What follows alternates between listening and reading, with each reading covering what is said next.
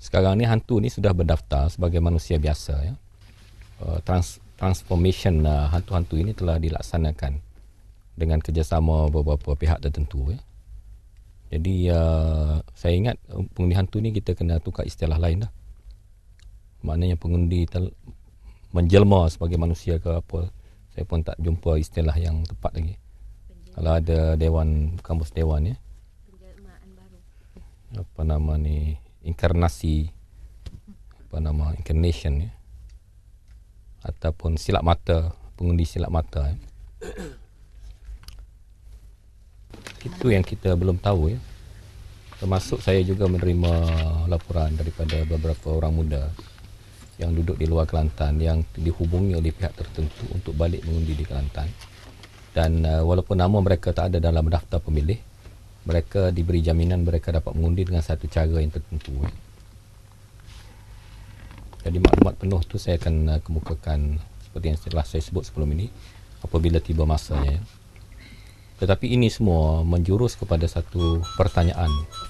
Adakah sistem pilihan raya yang kita jalani sekarang ini adalah satu sistem yang prudent, yang bebas daripada penipuan dan juga penyelewengan ya. Jika sekiranya Barisan Nasional menang dengan cara ini dan perkara ini diketahui kemudian ya, ia akan menggoncang kerajaan yang ada pada waktu itu dan mengancam kestabilan politik negara kita buat jangka masa yang agak panjang ya.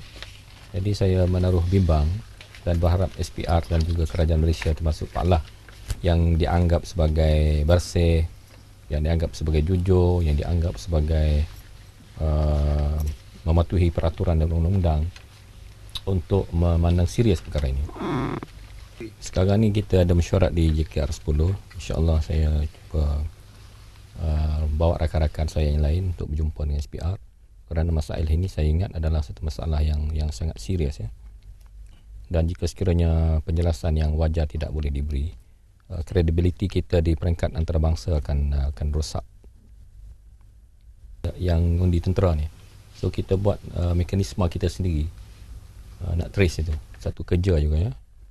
Next step is post agenda election. Saya ingat rakyat Malaysia tak akan duduk diam after election if they win the election through this means ya. So jangan Pak Lah ingat election is just election you see. Saya ingat zaman sekarang dah berubah ya. Rakyat akan ada satu post agenda election jika sekiranya mereka rasa amalan demokrasi telah diperkosakan ya. Bas-bas yang nak balik ni, setakat ni makluman yang saya terima yang genuine berdaftar dengan UMNO nak balik mengundi, dia ada nama dalam daftar, dia bukan pengundi tiruan ataupun robot yang telah diklon ya. Kita boleh kata ni pengundi klon, boleh juga. Dia bukan pengundi hantu lagi, dah canggih dah sikit, dia biotech kan. So ni pengundi klon. Baru dapat ayat tu. Saya rasa sesuai nak pengundi klon ni. Pengundi non klon ni yang berdaftar setakat malam tadi baru 5,000 orang.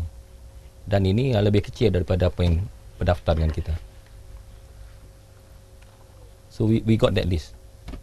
Saya dah beritahu saya ikut perkembangan ni day to day. We have that list. Yang betul-betul pengundi, dia nak balik kita tak boleh halang. Kita mengalu-ngalukan. Dia nak undi siapa, kita tak ada masalah.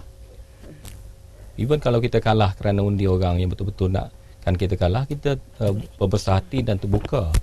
Tak ada masalah. Kita dah kalah berapa kali pilihan raya, 11 kali pilihan raya. Tak ada masalah ya. Tetapi penipuan mengambil suara rakyat jelata ini adalah satu perkara yang serius. Sia-sia saja kita habis wang masuk pilihan raya. Maknanya kita telah dikhianati dari segi sistem ya. Dan tiap-tiap kali bila kita bangkitkan perkara ni, kerajaan tak pandang serius dan tak beri satu penjelasan yang memuaskan ya.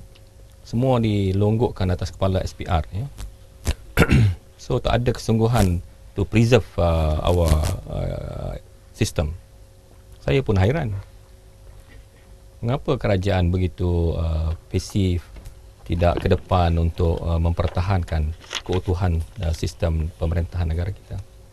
Zaman Tun Dr. Mahathir dulu kita anggap amalan demokrasi agak terbatas ya. Terutama coverage media. Tapi zaman Pak Lah lagi dahsyat. Sat khabar televisyen dah jadi apa benda, saya pun tak kerti nak sebut ni. Tetapi pada keseluruhannya rakyat rasa muak ya. Overkill ya.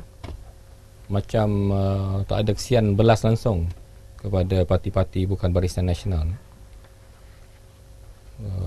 Apa sebab jadi macam ni? Apa salahnya kalau RTM beri 1 jam satu hari kepada pemimpin pembangkang ya? Kita ada 24 jam, 23 jam BN control, 1 jam pun kita dapat, tak apa dah. Ini semua adalah tanda-tanda bahawa amalan demokrasi negara kita begitu terhakis sekali di bawah pemerintahan Pak Lah. Elok, tapi dia junk food saja. Dan sebahagian daripada apa yang dijanji itu dah ada dalam RM9. Dah berapa kali janji dah. RM9 dah nak sampai separuh jalan, dah tak jalan-jalan lagi. Sekarang akan ada kajian rancangan Malaysia ke-9, separuh penggal ya. Review, midterm review. Dah nak sampai midterm review, tak jalan lagi. Itu yang RM9 yang dah lulus dalam Dewan Rakyat, diluluskan oleh Parlimen, ada dalam bajet, belum berjalan. Apatah lagi yang tulis atas kertas macam ni. Saya ingat habis pilihan raya, habis lah. Petugas UMNO dah datang jumpa nak tutup pos dan sebagainya. Pasal jentera dia orang tak bergerak. Perpecahan masih berlaku di bawah. Pemimpin duk cakap besar di atas ya, tapi realiti yang dah janji dulu-dulu pun kosong saja ya. Yang janji basikal pun tak boleh selesai. Ni nak janji stadium apa semua. Rakyat lagi tak percaya. You deliver first. You deliver first and then people will give you trust ya. Kalau you keep give promises, tak ada delivery, siapa nak percaya? Instances kita delivered more than what we promised. Macam Kifalah, kita tak promise dalam manifesto kita. Macam Armalah, kita tak promise ya. Macam insurans Syabab, kita tak ada promise dalam manifesto kita. Macam ladang rakyat, dividen ladang rakyat, kita tak ada promises dalam, but we deliver more than. Bagi yang penting pada rakyat yang kecil-kecil ni, yang memberi faedah langsung pada mereka. Yang janji besar stadium, berapa orang boleh main dalam tu? Lapangan terbang nak besarkan, besar je lah. Apa nak susah? Kalau kita tengok yang pemimpin UMNO turun ni, semua nak cover kubu dia. Dia pergi Kuala Kerai, tempat di mana Pak Don dia menang. Dia pergi camp di Jeli, tempat Bukit Bunga dia dah menang. Dia pergi Bacok di Jelawat, tempat ni dah menang. So saya ingat dia ada masalah yang besar dalam perang. Bila kita cover kubu kita, itu defensive battle itu maknanya kita nak selamatkan anak buah kita sebelum kita menyerang ya. Tapi jangan tumpu Kelantan saja ya. Kita tengok senario seluruh negara.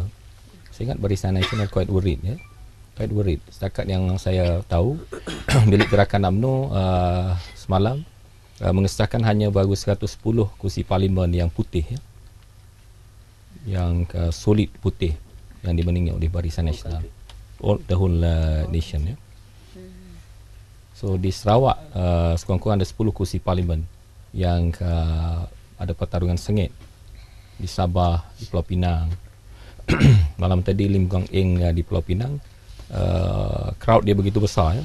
Kutipan derma saja RM34,000 untuk single location.